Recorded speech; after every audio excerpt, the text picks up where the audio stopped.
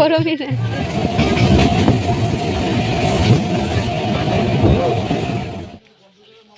শুভ সকাল বন্ধুরা, welcome back to my channel. আশা করছি তোমরা সকলে সুস্থ আছো, ভালো আছো, আমরাও খুব ভালো আছি। তো আজ সকাল সকাল রেডি হয়ে বেরিয়ে পড়েছি, যাবো আর কি ঘুটিয়াশ্বরী, মানে আমার শ্বশুরমশাই যেখানে ছিলেন, মানে আমার ওখানেও আমাদের একটা বাড়ি আছে। তো আমার শ্বশুরমশাই ওখানে একাই থাকতেন, তো সেটা তো সবাই জানো আর কি, যারা আর কি কম বেশি আমার ভিডিও দেখো। তো আজকে যাওয়ার কারণটা হচ্ছে কি একটু আলাদা আর কি। আর মানে আমার ওখানে তো বড় পিসি শাশুড়ি থাকে, তো সেই পিসামশাই খুবই শরীর খারাপ, তো সেই জন্য পিসামশাইকে দেখতে যাব। তো সেই জন্য দেখো ট্রেনের স্টেশনে চলে এসেছি, বিধাননগর স্টেশন। আর এখানে কি প্রচণ্ড ভিড়, যে আমরা স্টেশনে ওই যে স্টেশনের মানে ওই ওপর থেকে দেখছি যে কি পরিমাণে ভিড়। তো দেখো এতটা ভিড় পার করে আর কি চলে আসলাম শিয়ালদায়, বিধাননগর থেকে ট্রেন ধরে। তো শিয়ালদায় চলে আসলাম, এখন শিয়ালদা থেকে আর কি ডাইরেক্ট ট্রেনে করে ঘুটিয়া শরীফ যাবো আর কি।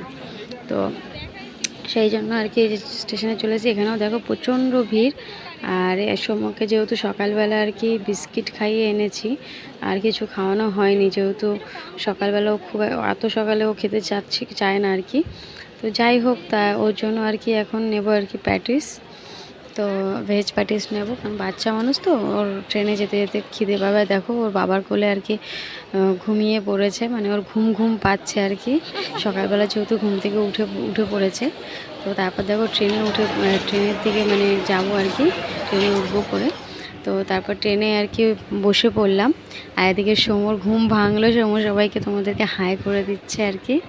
আর আমার কি বলতো, ট্রেনে উঠলেই না স্টেশনে এই জানলার পাশে না বসলে কেমন কেমন যেন করে।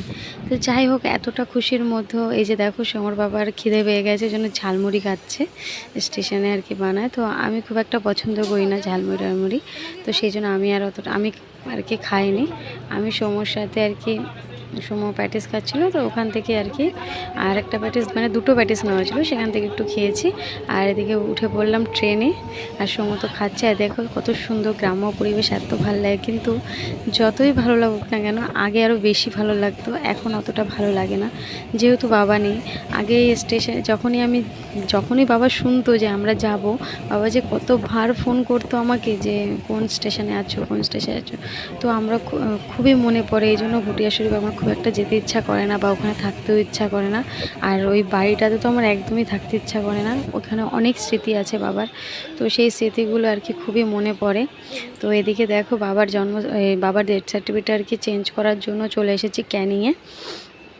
তো সেখান থেকে আর কি এই যে সমর পাপা আর কি আসার সময় একটু নিম্বু জুস খেয়ে নিল। তারপরে দেখো চলে এসেছি পিসি বাড়িতে।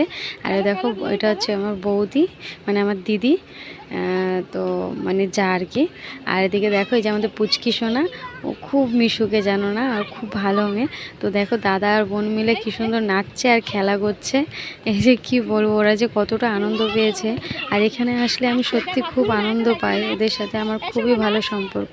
কিন্তু কোথাও না কোথাও যেন সেই মানে না পাওয়াটা থেকেই যায়। মাঝে মাঝে মনে হয় যে সেই সময় বাবা যখন ছিল, তখন যদি সত্যি আসতে পারতাম, হয়তো আমাদের ভাগ্যে নেই, বা বাবারও ভাগ্যে ছিল না আমার সেই সময় আসাটা আর কি।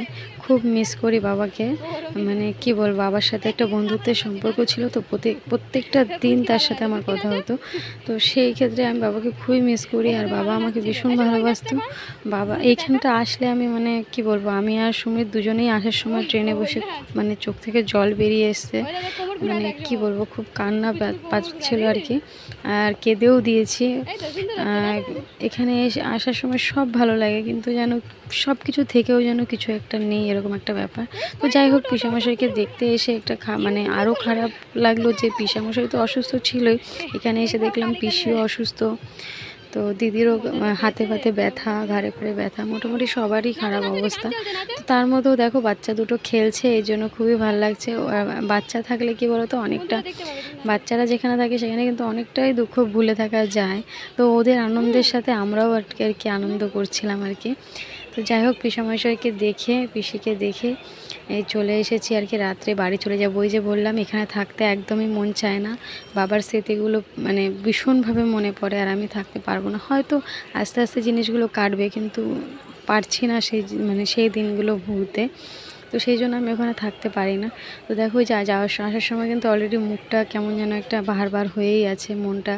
তো যাই হোক, এসে আর কি শরীরটা অসুস্থ ছিল, উল্টি রুটি করেছিলাম, তো মা রান্না করে রেখেছিল, তো খেয়ে নিলাম। গুড নাইট বন্ধুরা।